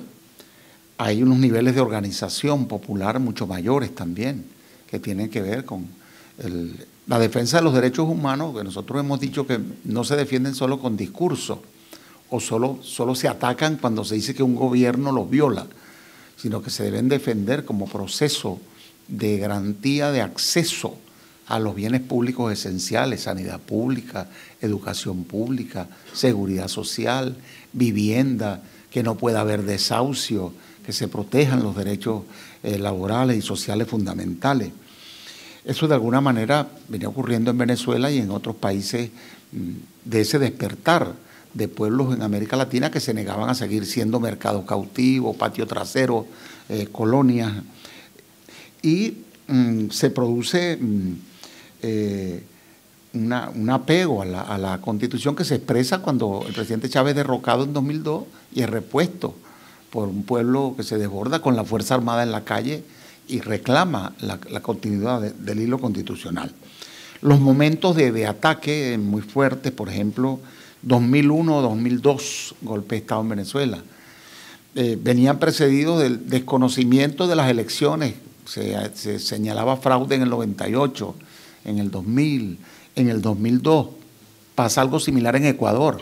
Acaba de ganar el señor Lenín Moreno, pero se sigue argumentando fraude para mantener una apariencia de ilegitimidad de ese gobierno democrático. El resultado de las elecciones parlamentarias en Venezuela en 2015, que se hizo una gran campaña aquí en España de que no habría elecciones, de que habría fraude, de que no se reconocería el resultado. Hubo elecciones convocadas con antelación, reconocido el triunfo de la oposición, ¿no? El presidente de la República va a la Asamblea Nacional, reconoce a las autoridades de la Asamblea, pide colaboración para enfrentar las dificultades económicas, recibe como respuesta: usted será derrocado por la vía rápida, por cualquier método, por un referéndum, por una enmienda, por una reforma, por una constituyente, renunciará, un acto voluntario, decía, será inducido a renunciar o será destituido. Se bloquean las iniciativas de emergencia económica y el Poder Legislativo, que termina desacatando sentencias del Tribunal Supremo de Justicia. Ya hablaba el doctor Garcés, el papel de los poderes. En el caso de Venezuela, la Sala Constitucional del Tribunal Supremo de Justicia es el equivalente al Tribunal Constitucional. Y está en la Constitución establecido que tiene facultades para dirimir conflictos que tienen que ver con la interpretación de la Constitución y de la constitucionalidad de las leyes. Vale decir también los conflictos que puedan ocurrir en el ejercicio de los poderes públicos, que están obligados por mandato del artículo 136 y también del 326 de la Constitución, a colaborar con el Ejecutivo para lograr los fines del Estado.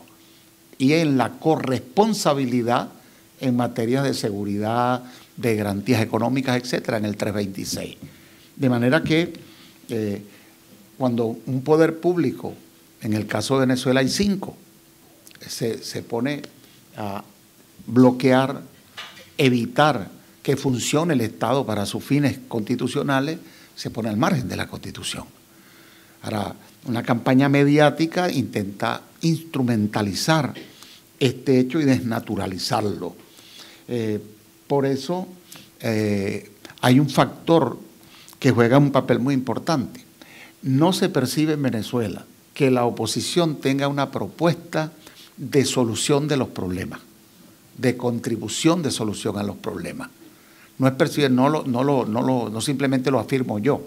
Hay estudios de opinión reputados, reconocidos, por ejemplo, los estudios de Oscar Schemmel, que no es ningún militante, ¿no?, afecto al gobierno, sino un estudioso de la problemática que tiene reconocimiento de tirios y troyanos, por decirlo de alguna manera, que señala recientemente que la mayor parte de la población percibe la posibilidad de solucionar la situación económica por medidas del gobierno y no por propuestas de la oposición, no las identifica. Incluso tiende a preferir que las medidas vengan del gobierno y no de un gobierno de oposición. Esto explica algunas cosas, entre otras, por qué la oposición privilegia salidas de corte no constitucional. ¿Por qué intenta dar un golpe legislativo? Se lo dieron a Dilma Rousseff por un conjunto de circunstancias, ¿no?, por un hecho administrativo. Eso no tiene casi precedente. En el caso venezolano intentaron destituir al presidente sin tener competencia, sustituirlo en el ejercicio en la dirección de la política internacional, ir a la OEA a pedir que la OEA intervenga, por ejemplo, suplantar al Ejecutivo en esta materia. Pierden credibilidad los detractores del proceso bolivariano, que tiene sus errores, por supuesto que sí, pero que un pueblo tiene derecho a corregirlo, a reconstruir, a relanzarse democráticamente. Pero no se percibe autenticidad en los detractores internos y externos. El doble rasero, por ejemplo, de los Estados Unidos en defensa de los derechos humanos. Yo decía esta mañana en la plaza de Camoens, en el Paseo Camoens, derechos humanos que pisotea y bombardea en cualquier lugar del mundo a su antojo, causando víctimas consideradas como daños colaterales. Comparaba esto con el esclavismo. Los negros africanos supuestamente no tenían alma, o eran cosas, o por no ser creyentes, por no ser cristianos, simplemente no merecían consideración como ser humano. Eran activos que se multiplicaban en la medida que eran preñadas las negras esclavas, que aumentaban entonces los activos del esclavista, ¿no? Me recordó incluso el hecho de la señora Golda Meir, cuando se le planteaba el tema palestino y decía, ¿existe algo que se llame palestino al que se le pueda transferir tierra o un Estado? Es decir, el rasero es el mismo, no tienen alma, son cosas, son animales, son daños colaterales, son algo, no son nada. Es un problema de valoración ético-moral, de principios, ¿no?, de quienes confrontan con nuestros intentos de construir un mundo diferente.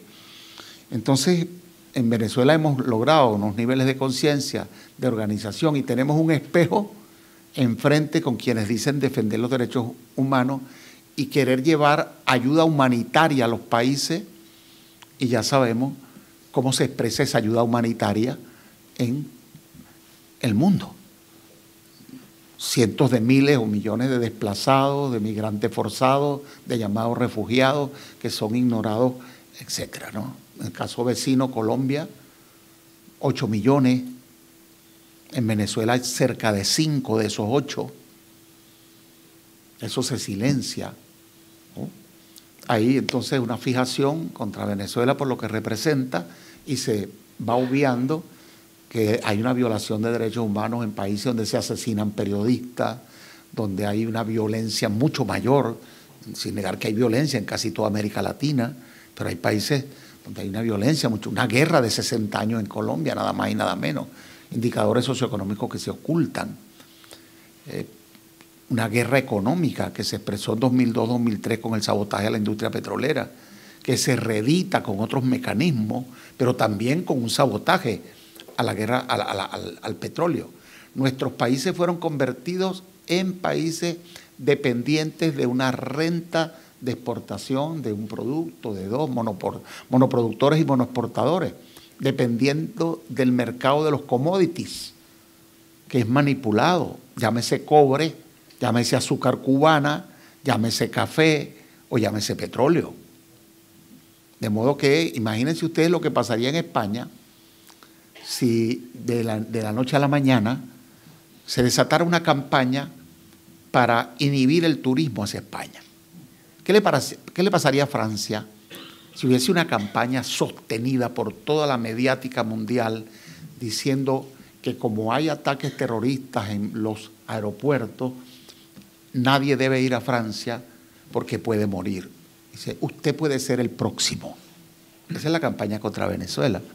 En el caso de la caída del precio petrolero, abruptamente por fracking, por manipulación del petróleo iraquí, libanés, por la llave abierta de Arabia Saudita para perjudicar la economía rusa, venezolana, ecuatoriana, brasileña, boliviana, iraní, entre otras, evitar la posible alianza BRICS, Mercosur, cuando Venezuela estaba en Mercosur, después de tumbar al gobierno brasileño, etcétera, eso parece imposible.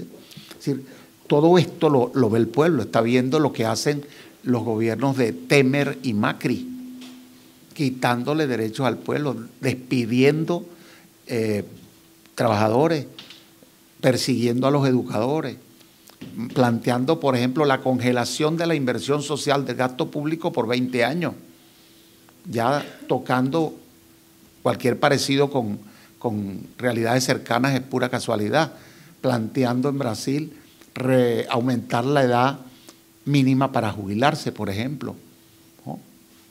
Es decir, es la restricción a la seguridad social, es el austericidio denunciado pero silenciado y enfocado hacia los problemas que tengamos nosotros, que el reclamo fundamental es que nos permitan, ¿no?, con nuestros propios métodos en paz resolverlo, ¿no? Si en Venezuela hubiese una dictadura, como se dice, no podrían entrar y salir los principales opositores del país, hablar barbaridades del país, venir a recibir apoyos aquí y en otros lugares y volver a entrar al país como si nada, a declarar rodeado de micrófonos de nuevo contra... ¿Qué clase de dictadura es esa? ¿Qué hubiera hecho Franco? ¿Qué hubiera hecho Pinochet? Hubiesen podido salir y entrar los opositores a esos regímenes como hacen los políticos venezolanos. En Venezuela funcionan los partidos políticos. Hay algunos políticos en juicio o presos por sus acciones, no por políticos. No es verdad que el liderazgo opositor esté preso. Eso no es verdad. Aparecen convocando paros, marchas pacíficas que se tornan violentas. Y termino este abuso de intromisión con una pequeña muestra fotográfica. Si fuese verdad que el gobierno venezolano se dedica a perseguir y reprimir gente, ¿no?, no tendrían que trucar, modificar,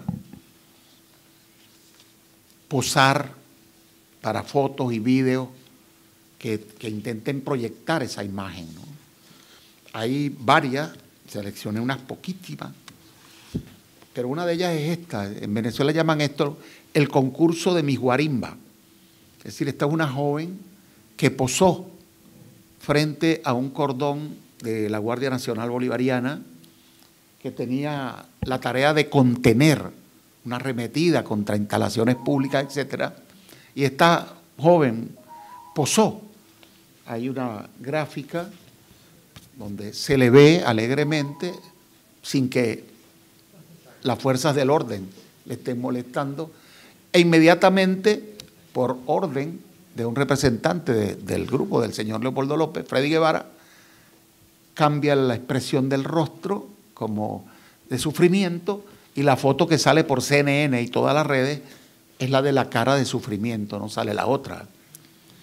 Y hay un conjunto de hechos donde personas van a provocar las barreras de contención.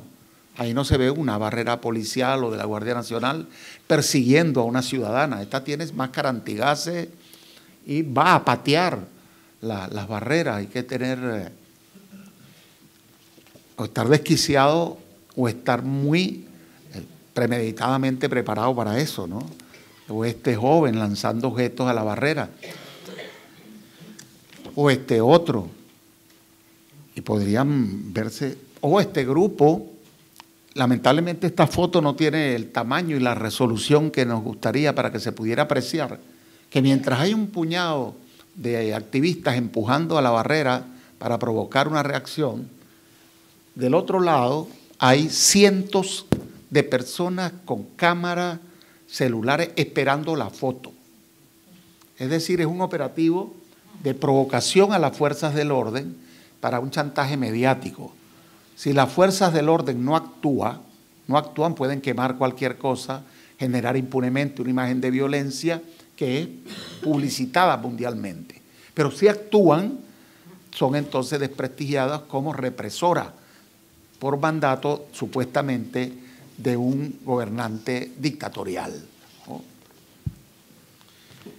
No sé cómo actúan las fuerzas policiales norteamericanas o en otros países aquí, cuando hay una manifestación.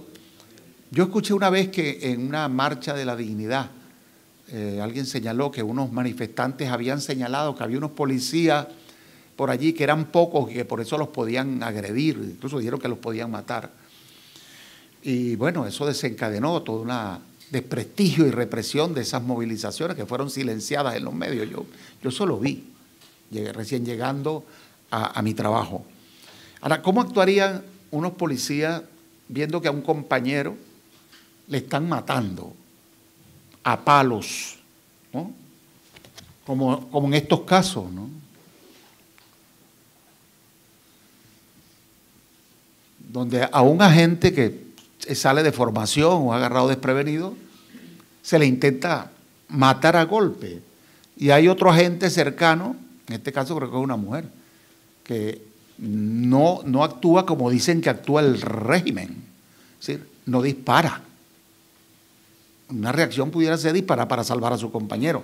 Seguramente si fuese un policía norteamericano de esos que mata negros en los Estados Unidos, habría muchos muertos a estas alturas en varios días de provocación a las barricadas policiales. Esa es la realidad. Eso me hizo recordar la gran farsa mediática del 2003, esta que protagonizaron 3 grandes detractores, por lo menos 2 grandes detractores y medio, 2 y medio, quizás Blair no tanto, no tan activo como los otros 2. Bush, que es el mentor de María Corina Machado, y el señor Aznar, entre otros, ¿no?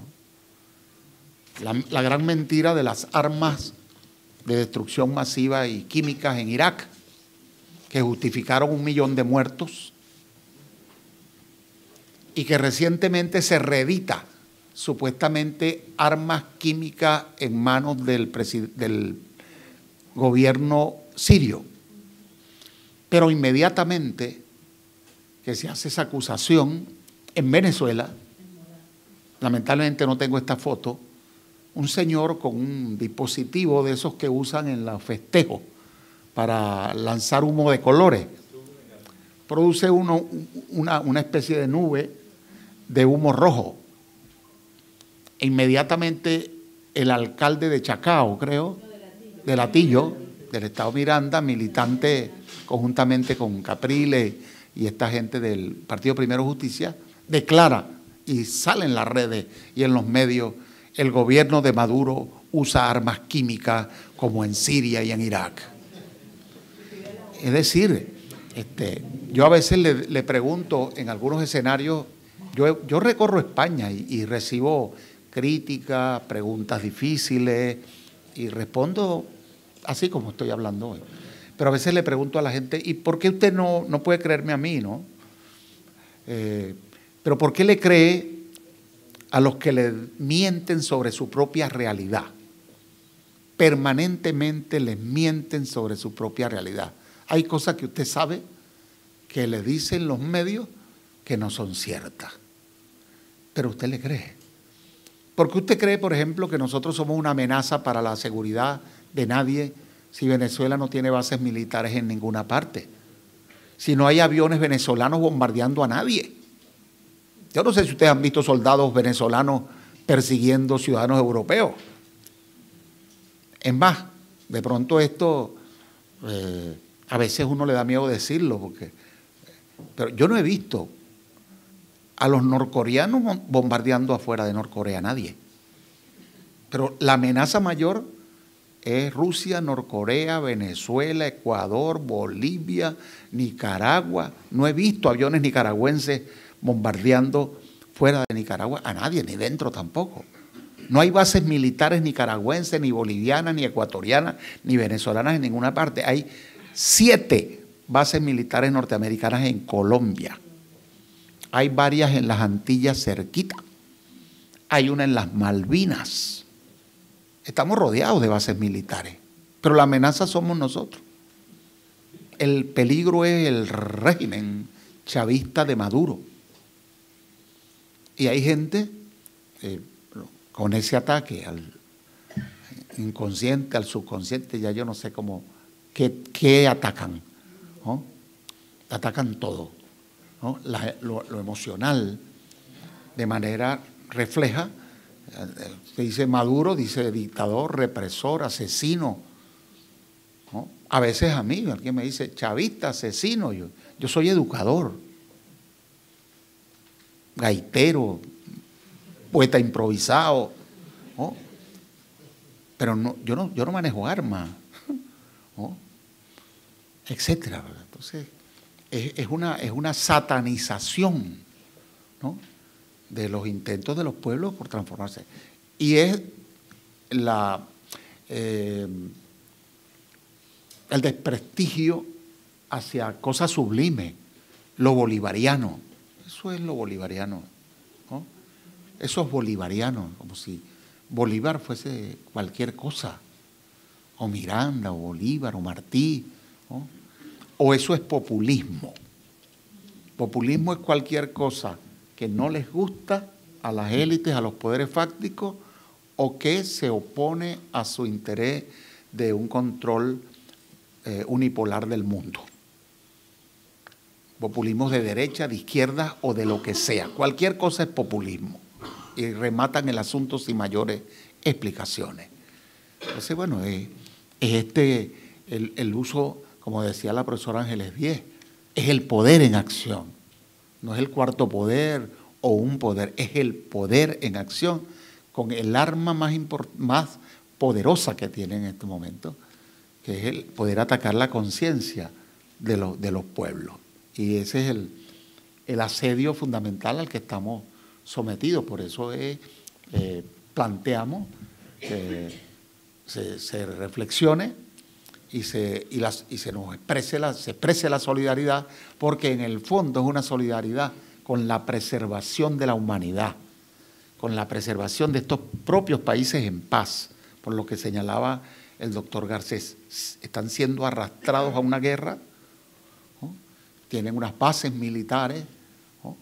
Desde donde se desarrollan operativos de defensa, entre comillas, que deben tener una reacción si se produce un conflicto bélico, Dios no lo quiera, no lo permita, ¿no? En el cual se va a ver inmerso un pueblo víctima de las decisiones de esas élites que al final de cuentas funcionan con esos estados mayores del poder financiero que controla los ejércitos, los estados y que impone incluso los acuerdos muchas veces en los organismos multilaterales, y cuando no puede imponerlos simplemente los viola, como pasó en el caso de Irak. Perdonen esta larga digresión.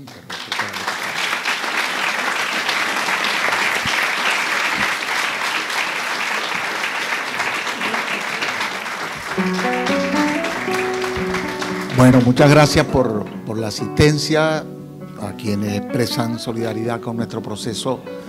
Doble gracias. Bueno, nuestro pueblo sigue en lucha. Infinitas gracias a Joan Garcés por lo que ha hecho, por la justicia en el mundo, por las denuncias valientes que ha hecho, por compartir con nosotros, por estimularnos a seguir en batallas que a veces parecen difícil ganar, pero que se ganan con la constancia, con la consecuencia, con el valor y la unidad de los pueblos, que tienen que enfrentar esta creciente ola de injusticia y de intención imperialista de dominar la voluntad de los seres humanos. Muchas gracias a todos en nombre de la Venezuela soberana.